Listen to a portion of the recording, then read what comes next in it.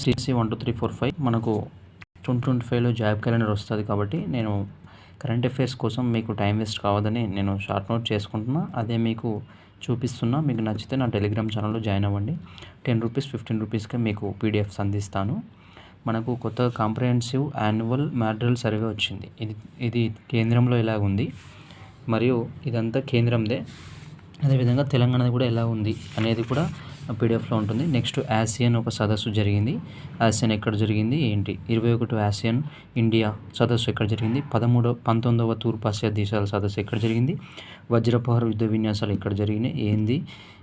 Visa online arrival అనే విధానాన్ని ఏ దేశం తీసుకొచ్చింది? అదేవిధంగా కర్తార్పూర్ కారిడార్ ఒప్పందం, విన్బాక్ సైనిక ఒప్పందాలు, మలబార్ 2024 సముద్ర విన్యాసాలు, అంతరిక్ష యుద్ధ విన్యాసం, అంతరిక్ష ఆఫీస్ పేరు మీద ఏ దేశం చేసింది?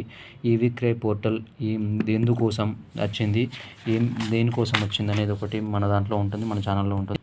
మనకి ఇక్కడ చూసుకున్నట్లయితే మనకు రీసెంట్గా ఐఎఫ్ఎస్ఆర్ రిపోర్ట్ అని వచ్చింది కదా, దాని గురించి ఇది చూపిస్తుంది మనకు ఐఎఫ్ఎస్ఆర్ రిపోర్ట్లో. అదేవిధంగా మనకు రాష్ట్ర విస్తీర్ణంలో ఐఎఫ్ఎస్ఆర్ అంటే ఫారెస్ట్ ఎంత ఉందంటే 22.03% ఉంది. ఇంతకుముందు మనకు 21.4 ఉండేది. దేశ విస్తీర్ణంలో 25.17 ఉంది. అంతకుముందు 24.7 ఉండేది. ఇది కూడా మీకు పీడిఎఫ్లో అందిస్తాను.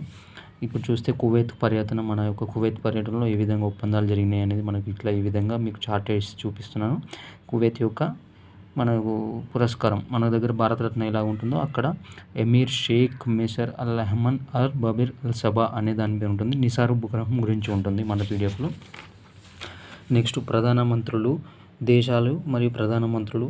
నెక్స్ట్ రీసెంట్గా ఐఐటీలు చేసినటువంటి ప్రత్యేకతలు. నెక్స్ట్ అత్యున్నత పురస్కారాలు మరియు దేశాలు మన పీడిఎఫ్లో ఉంటుంది. దాదాసాహెబ్ ఫాల్కే అవార్డు, ఇలాంటివి చాలా నా షార్ట్ నోట్స్లో ఉంటుంది. మీకు ఇష్టమైతే నా టెలిగ్రామ్ ఛానల్లో జాయిన్ అవ్వండి. నెక్స్ట్ సుభద్ర యోజన పథకం, విశ్వ పథకం, వెస్ట్ బెంగాల్, ఇవన్నీ కూడా పాతవి, అంటే సెప్టెంబర్ అలాంటివి. అక్టోబర్ది, నవంబర్ది నేను పెడతాను. రీసెంట్ గవర్నర్లు, ఇవన్నీ మనకు జాబ్ క్యాలెండర్ రావడానికి చాలా అవకాశం ఉంటుంది. మీరు టైం వేస్ట్ చేసుకోవద్దు. దేనికోసం కరెంట్ అఫైర్స్ కోసం టైం వేస్ట్ చేసుకోవద్దని నేను మీకు ఇది అందిస్తున్నాను. తరంగ శక్తి విన్యాసాలు, ఐఐటి మద్రాసులో జల విజ్ఞాన కేంద్రం ఏ దేశంతో మనం ఒప్పందం చేసుకున్నాం, మురుగు శుద్ధి కేంద్రాలు, పిఎం ఆవాస్ యోజన పథకం ఏది చెప్పింది.